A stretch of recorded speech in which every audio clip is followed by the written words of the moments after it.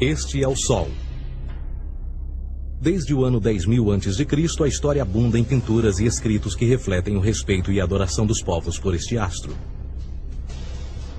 E é simples entender o porquê, com seu aparecimento todas as manhãs, trazendo visão, calor e segurança, salvando-os do frio e da escuridão da noite repleta de predadores. Sem ele, todas as culturas perceberam que não haveriam colheitas nem vida no planeta. Estas realidades fizeram do Sol o astro mais adorado de todos. Todavia, muitos estavam atentos também às estrelas. As estrelas formavam padrões que lhes permitiam reconhecer e antecipar eventos que ocorrem de tempos em tempos, tais como eclipses e luas cheias.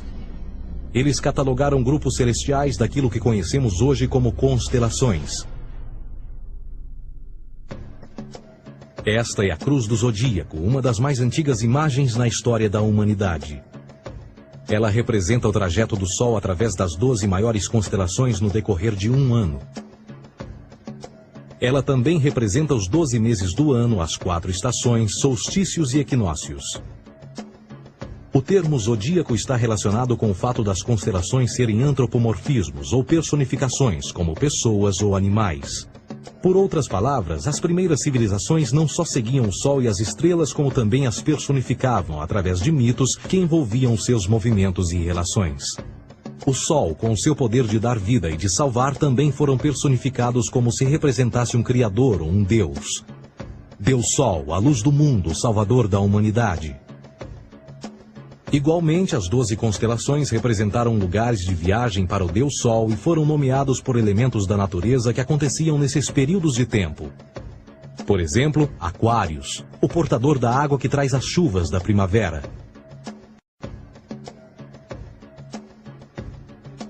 Este é Horus. Ele é o Deus Sol do Egito de 3.000 a.C. Ele é o Sol antropomorfizado e a sua vida é uma série de mitos alegóricos que envolvem o movimento do Sol no céu. Dos antigos hieróglifos egípcios conheceu-se muito sobre esse Messias solar. Por exemplo, Horus, sendo o Sol, tinha como inimigo o Deus Sete, que era a personificação das trevas ou da noite. E metaforicamente falando, todas as manhãs Horus ganhava a batalha contra Sete. E no fim da tarde, Sete conquistava Horus e o enviava para o mundo das trevas. Será importante frisar que trevas versus luz ou bem versus mal tem sido uma dualidade mitológica onipresente que ainda hoje é usada em muitos níveis. No geral, a história de Horus é a seguinte. Horus nasceu em 25 de dezembro da Virgem Isis Mary. O seu nascimento foi acompanhado por uma estrela no oeste, que por sua vez foi seguida por 3 reis em busca do Salvador recém-nascido. Aos 12 anos era uma criança prodígio nos ensinamentos, e aos 30 anos ele foi batizado por uma figura conhecida por Anup, e assim começou o seu ministério. Horus teve 12 discípulos e viajou com eles, fazendo milagres tais como curar os enfermos e andar sobre as águas. Horus também era conhecido por vários nomes como a Verdade, a Luz, o Filho Adorado de Deus, o Bom Pastor, Cordeiro de Deus, entre muitos outros. Depois de ter sido traído por Tifão, Horus foi crucificado, enterrado por 3 dias e então ressuscitou. Estes atributos de Horus, originais ou não, parecem influenciar várias culturas mundiais e muitos outros deuses encontrados com a mesma estrutura mitológica. Atis da Firígia nasceu da Virgem Nana em 25 de dezembro. Crucificado, foi posto na tumba e 3 dias depois ressuscitou. Krishna, da Índia, nasceu da Virgem Davaki com uma estrela no ocidente assinalando sua chegada, fez milagres juntamente com seus discípulos e após sua morte ressuscita. Dionísio da Grécia nasceu de uma virgem em 25 de dezembro. Foi um professor peregrino que praticou milagres como transformar água em vinho e é referenciado como Rei dos Reis, Filho unigênito de Deus, o início e o fim, entre muitas outras coisas, e após sua morte ressuscitou. Mitra da Pérsia nasceu de uma virgem em 25 de dezembro. Ele teve 12 discípulos e fazia milagres. E após sua morte foi enterrado por 3 dias e então ressuscitou. Ele também foi chamado de a Verdade, a Luz, entre outros. Curiosamente, o dia sagrado de adoração a Mitra era um domingo. O que importa salientar é que existiram inúmeros salvadores em diferentes períodos em diversos lugares da Terra que preenchem essas mesmas características. A pergunta que não quer calar: o porquê desses atributos? Por que o nascimento de uma virgem em 25 de dezembro? Por que a morte e a ressurreição após 3 dias? Por que os 12 discípulos ou seguidores? Para descobrirmos, vamos examinar o mais recente dos Messias solares. Jesus Cristo nasceu em 25 de dezembro em Belém. Ao nascer foi anunciado por uma estrela no ocidente que seria seguida por 3 reis magos para encontrar e adorar um novo Salvador. Tornou-se pregador aos 12 anos. Aos 30 anos foi batizado por João Batista e então iniciou seu ministério. Jesus teve 12 discípulos que viajaram com ele praticando milagres como curar doentes, andar sobre a água, ressuscitar mortos. Ele também é conhecido como Rei dos Reis, o Filho de Deus, a luz do mundo, o início e o fim, o Cordeiro de Deus, entre muitos outros. Depois de ter sido traído por seu discípulo Judas por 30 moedas de prata, ele foi crucificado, posto em uma tumba e após 3 dias ele ressuscitou e ascendeu aos céus. Em primeiro lugar, a sequência do nascimento é completamente astrológica. A estrela no ocidente é Sírius, a mais brilhante do céu noturno, que a cada 24 de dezembro se alinha com outras 3 estrelas brilhantes no cinturão de Órion. Essas 3 estrelas brilhantes são chamadas hoje, como eram na antiguidade, 3 reis, 3 Marias no Brasil e Portugal. Os 3 reis e a estrela mais brilhante, Sírius, todas apontam para o nascer do Sol em 25 de dezembro. Esta é a razão pela qual os 3 reis seguem a estrela a oeste em uma ordem que apontam ao amanhecer. O nascimento do Sol.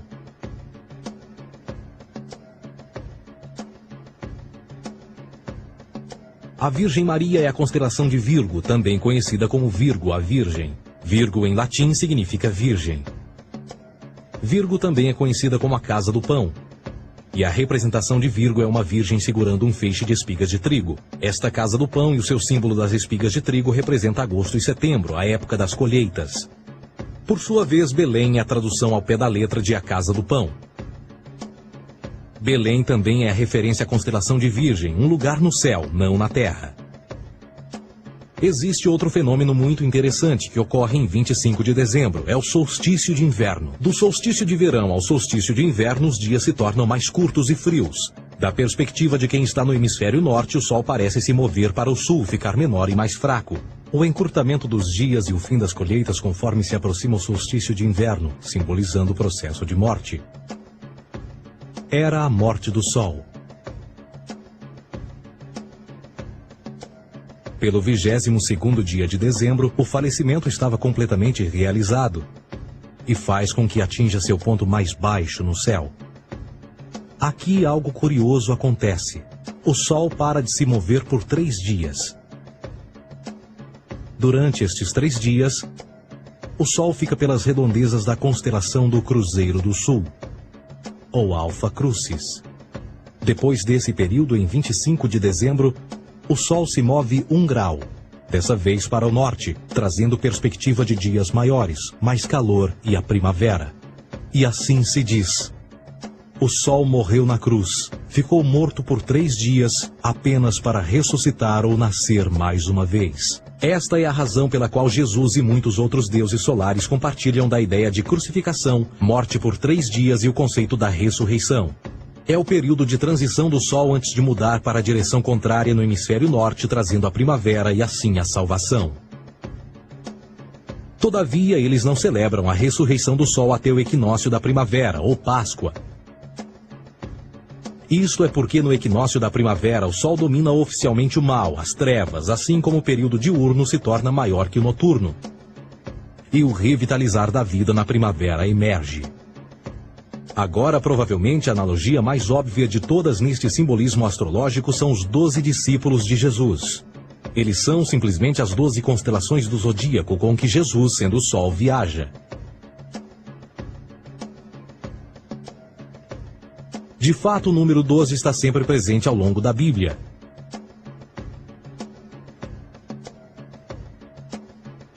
Voltando à cruz do zodíaco, o elemento figurativo da vida é o Sol. Isto não é uma mera representação artística ou ferramenta para seguir os movimentos do Sol. Era também um símbolo espiritual pagão. Uma logografia similar a isto. Isto não é um símbolo do cristianismo. É uma adaptação pagã da cruz do zodíaco.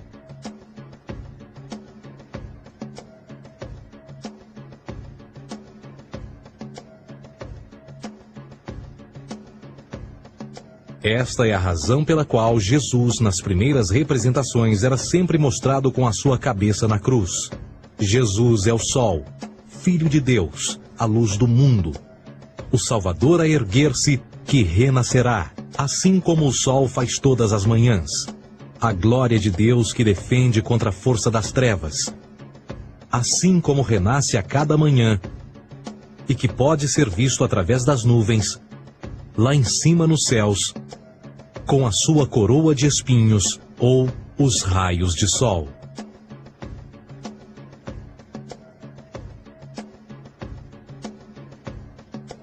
Agora, nas muitas referências astrológicas ou astronômicas na Bíblia, uma das mais importantes tem a ver com o conceito de eras. Através das Escrituras há inúmeras referências a essa era. Para compreender isto, precisamos primeiro estar familiarizados com o fenômeno da precessão dos equinócios. Os antigos egípcios, assim como outras culturas antes deles, reconheceram que aproximadamente de 2150 em 2150 anos, o nascer do Sol durante o equinócio de primavera ocorria num diferente signo do zodíaco. Isto tem a ver com a lenta oscilação angular que a Terra tem quando roda sobre o seu eixo. É chamado de precessão porque as constelações vão para trás, em vez de permanecerem no seu ciclo anual normal. O tempo que demora cada precessão através dos 12 signos é de 25.765 anos. Este ciclo completo é chamado também de Grande Ano, e algumas civilizações ancestrais sabiam disso. Referiam-se a cada ciclo 2150 anos como Era. De 4.300 a.C. a 2150 a.C. foi a Era de Touro. De 2150 a.C. a 1 d.C. foi a Era de Áries. E de 1 d.C. a 2150 d.C. é a Era de Peixes, a era que permanecemos nos dias de hoje. E por volta de 2150 entraremos na nova era, a Era de Aquários. Agora, a Bíblia refere-se por alto ao movimento simbólico durante 3 eras, quando se vislumbra já é uma quarta. No Velho Testamento, quando Moisés desce o Monte Sinai com os 10 mandamentos, ele está perturbado ao ver sua gente adorar um bezerro dourado. De fato, ele até partiu as pedras dos 10 mandamentos e disse a todos para se matarem uns aos outros para purgarem o mal. A maior parte dos estudiosos da Bíblia atribuem esta ira de Moisés ao fato de os israelitas estarem adorando a um falso ídolo, ou algo semelhante. A realidade é que o bezerro dourado é o Taurus, touro. E Moisés representa a nova era de Áries. Esta é a razão pela qual os judeus ainda hoje assopram com o chifre do carneiro. Moisés representa a nova era de Áries. E perante esta, todos têm de largar a velha. Outras divindades, tais como Mitra, marcam essa transição também. Um deus pré-cristão que mata o touro, na mesma linha simbólica. Agora Jesus é a figura portadora da era seguinte à de Áries, a era de Peixes. O simbolismo de peixes é abundante no Novo Testamento, assim como Jesus alimenta 5.000 pessoas com pão e 2 peixes. No início do seu ministério, enquanto caminhava ao longo da Galileia, conhece 2 pescadores que o seguem. Agora reflita se voltar a ver um adesivo em formato de peixe escrito Jesus na traseira dos carros. Poucos sabem o que aquilo no fundo representa. É um simbolismo astrológico pagão para o reinado do Sol durante a Era de Peixes. Jesus assumiu também que a data do seu nascimento é também a data do início desta era. Em Lucas 22:10, quando Jesus é questionado se a próxima passagem será depois de ele ir embora, Jesus responde: Eis que quando entrardes na cidade, encontrareis um homem levando um cântaro de água. Segui-o até a casa em que ele entrar. Esta escritura é de longe a mais reveladora de todas as referências astrológicas. O homem que leva um cântaro de água é Aquários, o portador de água, que é sempre representado com um homem despejando uma porção de água. Ele representa a era depois de Peixes, e quando o Sol, Filho de Deus, sair da era de Peixes, Jesus, entrará na casa de Aquários, e Aquário é antes de Peixes na precessão dos equinócios. Tudo o que Jesus diz é que depois da era de Peixes chegará a era de Aquário.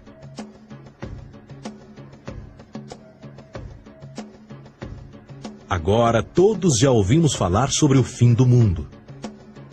Deixando à parte o lado cartunista no livro de Apocalipse, a espinha dorsal nesta ideia surge em Mateus 28:20, onde Jesus diz: Eu estarei convosco até o fim do mundo, dos séculos em português. Contudo, na tradução inglesa da Bíblia, a palavra mundo está mal traduzida. A palavra realmente usada era aion, que significa era. Eu estarei convosco até o fim da era, o que no fundo é verdade. Jesus, como personificação solar de peixes, irá acabar quando o Sol entrar na era de Aquário. Este conceito de fim dos tempos e do fim do mundo é uma má interpretação desta alegoria astrológica. Vamos dizer que aproximadamente 100 milhões de brasileiros acreditam que o fim do mundo está próximo. Além disso, o personagem de Jesus, literalmente e astrologicamente um híbrido, só demonstra o quão plágio do deus Sol Horus do Egito, Jesus é. Por exemplo, inscrito há 3.500 anos atrás, nas paredes do templo de Luxor, no Egito, estão imagens da Enunciação, da Imaculada Concepção, do nascimento e da adoração a Horus. As imagens começam com o anúncio à Virgem Ísis de que ela irá gerar Horus, que Nefe, o Espírito Santo, irá engravidar a Virgem, e depois o parto e a adoração, e que é não mais do que o milagre da concepção de Jesus. Na verdade, as semelhanças entre Horus e Jesus são flagrantes.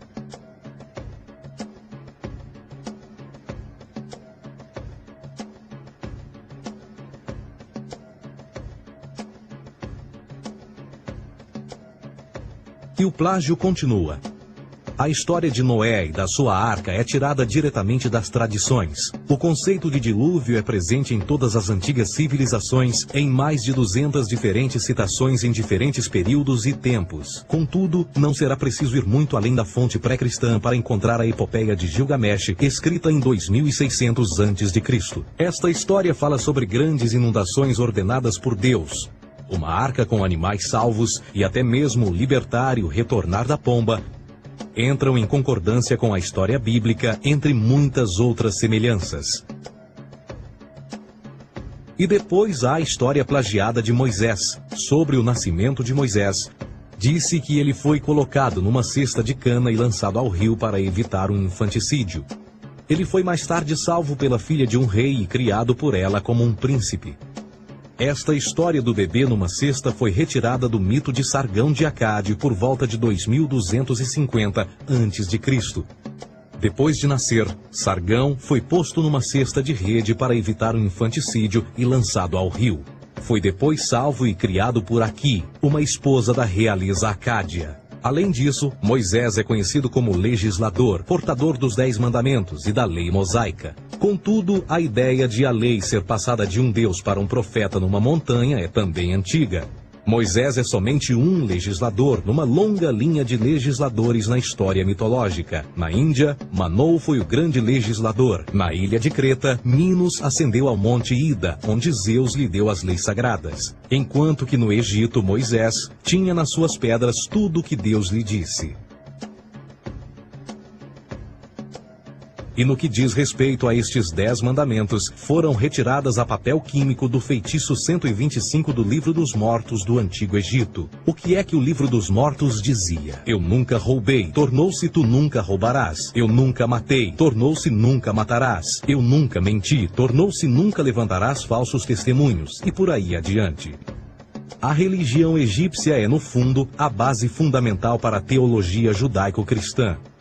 Batismo, vida após a morte, julgamento final, imaculada concepção, ressurreição, crucificação, a arca da aliança, circuncisão, salvadores, comunhão sagrada, dilúvio, Páscoa, Natal, a passagem e muitas outras coisas e atributos são ideias egípcias, nascidas muito antes do cristianismo ou judaísmo.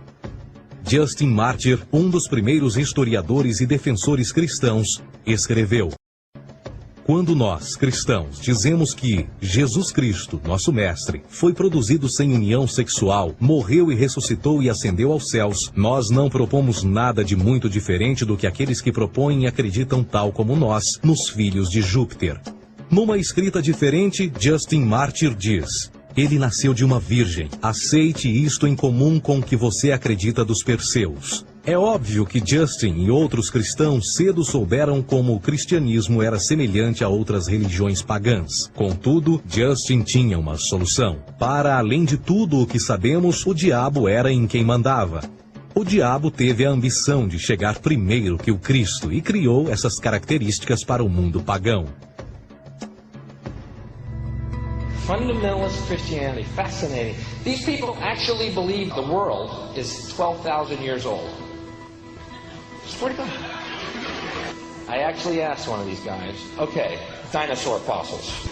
He says, dinosaur fossils? God put those here to test our faith.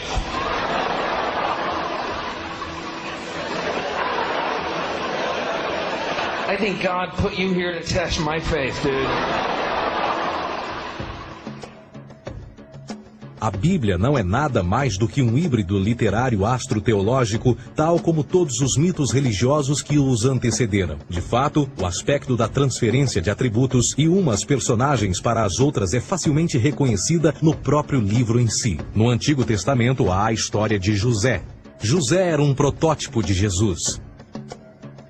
José nasceu de um milagre. Jesus nasceu de um milagre. José tinha 12 irmãos, Jesus tinha 12 discípulos. José foi vendido por 20 pratas, Jesus foi vendido por 30 pratas. Irmão Judá sugere a venda de José. O discípulo Judas sugere a venda de Jesus. José começa os seus trabalhos aos 30, Jesus começa aos 30 também. Os paralelismos continuam. Além disso, haverá algum registro não bíblico da existência de mais alguém chamado Jesus, filho de Maria, que viajou com 12 seguidores e curou pessoas?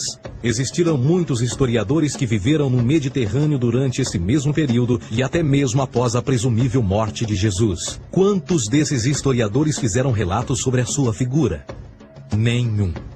Porém, para sermos justos, não significa que os defensores da existência de Jesus nunca tenham reclamado o contrário. São particularmente 4 referidos como pioneiros sobre a teoria da existência de Jesus: Plínio o Jovem, Suetônio e Tácito. Cada uma das suas máximas consiste apenas em algumas frases em que, na melhor das hipóteses, se refere a Christus ou Cristo, e que na realidade não é um nome, mas sim uma titulação. A 4ª fonte é Joséfo, cujos documentos ficou provado terem sido falsificados séculos atrás e, para infortúnio da humanidade, por muitos ainda visto como verdadeiros. Poderá alguém ter se aproveitado das ideias renascer dos mortos, a ascensão ao reino dos céus e a prática de milagres e que a partir daí tenha começado a surgir nos registros históricos? Não, porque uma vez pesadas as evidências, há grandes probabilidades da figura conhecida como Jesus nunca sequer ter existido.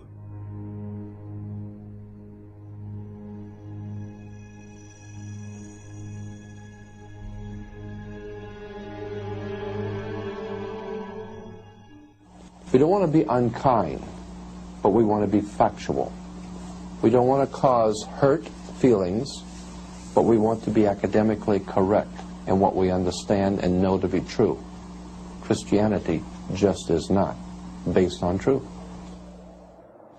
We find that Christianity was in fact nothing more than a Roman story, developed politically.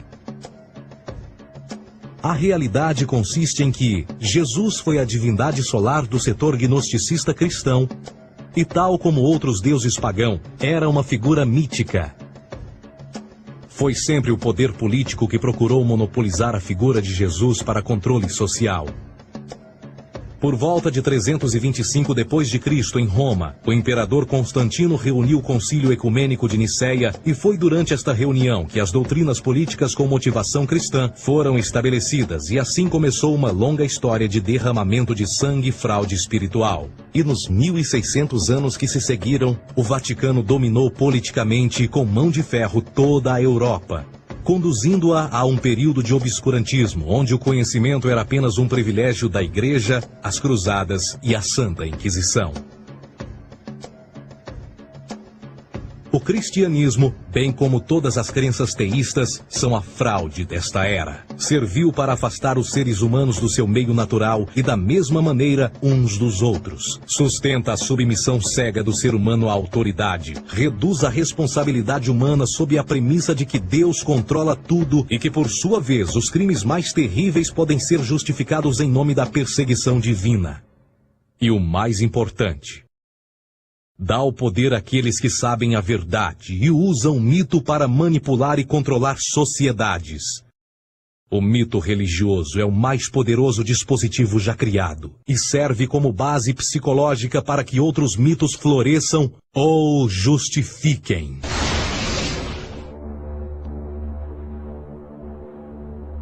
A myth is an idea that, while widely believed, is false. In a deeper sense, in the religious sense, a myth serves as an orienting and mobilizing story for a people. The focus is not on the story's relation to reality, but on its function. A story cannot function unless it is believed to be true in the community or the nation. It is not a matter of debate. If some people have the bad taste to raise the question of the truth of the sacred story, the keepers of the faith do not enter into debate with them. They ignore them or denounce them as blasphemers.